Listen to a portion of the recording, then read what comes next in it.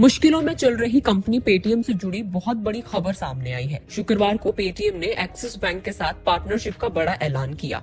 तो चलिए किस पर्पस के लिए पार्टनरशिप की गई है, what are the details and consumers को क्या कुछ फायदा होगा, सब इस वीडियो में समझने की कोशिश करेंगे। तो पेटीएम ने 16 फरवरी को ये बताया कि उसने मर्चेंट्स पेमेंट्स के सेटलमेंट के लिए एक्सिस बैंक के साथ पार्टनरशिप की है। कंपनी ने प्रेस रिलीज जारी किया और बताया कि 197 कम्युनिकेशन ने अपने नोडल अकाउंट को एक्सिस बैंक में ट्रांसफर किया।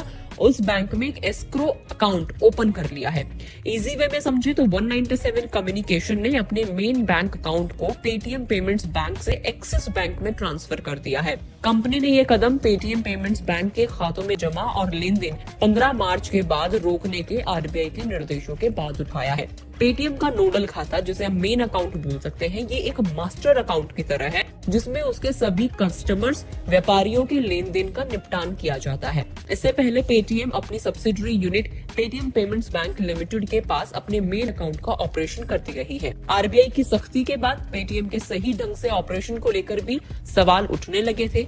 रिपोर्ट्स में ये कहा जा रहा था कि अगर किसी दूसरे बैंक में ये अकाउंट शिफ्ट नहीं होता है तो यूपीआई सर्विस का ऑपरेशन करना भी मुश्किल हो सकता है। लेकिन कंपनी के मेन अकाउंट को हटाकर एक्सिस बैंक के पास ट्रांसफर करने की इस कंडीशन में काफी हद तक अब क्लैरिटी आ चुकी है कि ऐसा हो जाएगा। और इस कदम से अब 15 मार्च के बाद भी Paytm QR, sound box, card machine जैसी सर्विसेज भी जारी रहेंगी, क्योंकि अब पेटीएम पेमेंट्स बैंक की जगह एक्सिस बैंक के जरिए सारे ट्रांजैक्शन किए जाएंगे, यानी बिना रुके मर्चेंट सेटलमेंट्स अब होते रहेंगे। पेटीएम ने अपने स्टेटमेंट में कहा कि कंपनी ने पहले की तरह दुकानदारों के बिना किसी परेशानी के ट्रांजैक्शन को जारी रखने के लिए अपने मेन अकाउंट को एक्सिस बैंक में एक एस्क्रो खाता खोलकर ट्रांसफर कर दिया है। अगर आपको नहीं समझ में आए कि एस्क्रो क्या होता है तो ये भी जान लीजिए।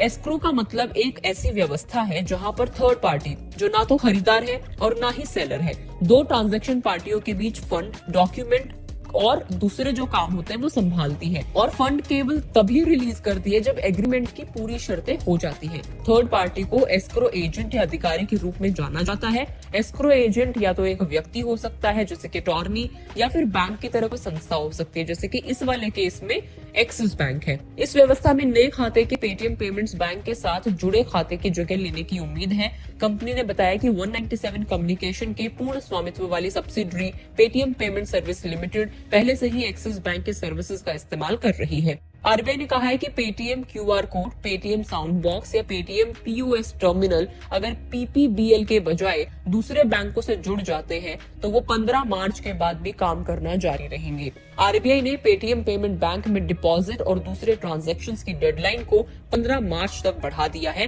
जिसका मतलब है कि ग्राहक वॉलेट, अकाउंट, फास्टैग और दूसरे पेटीएम बैंकिंग सर्विसेज का इस्तेमाल 15 मार्च तक कर पाएंगे। इसके बाद पेटीएम पेमेंट्स बैंक पर पाबंदी लागू होगी। Paytm QR, Paytm sound box भी 15 मार्च के बाद काम करते रहेंगे। हालांकि 15 मार्च 2024 के बाद ग्राहक खातों, prepaid instruments, wallet, FASTag, national common mobility card आदि में कोई जमा, क्रेडिट, लेन देन या टॉपअप की परमिशन नहीं होगी। तो अब एक्सिस बैंक में ये ट्रांसफर हो गया है नोडल अकाउंट, तो इसकी वजह से मर्चेंट्स को फायदा हुआ है कि उनका जो सेटलमेंट है वो जारी रहेगा, क्योंकि अगर वो पीपीबीएल में ही रहता तो उस पर रोक लग जाती 15 मार्च के बाद, लेकिन अब नहीं लगेगी क्योंकि वो एक्सिस बैंक में ट्रांसफर हो गया। तो ये यहाँ पर कंज्यूमर्स को फायदा हुआ है। आपको ये जानकारी कैसी लगी और आपको पेटीएम का ये कदम कैसा लगा, कमेंट करके जरूर बताएं।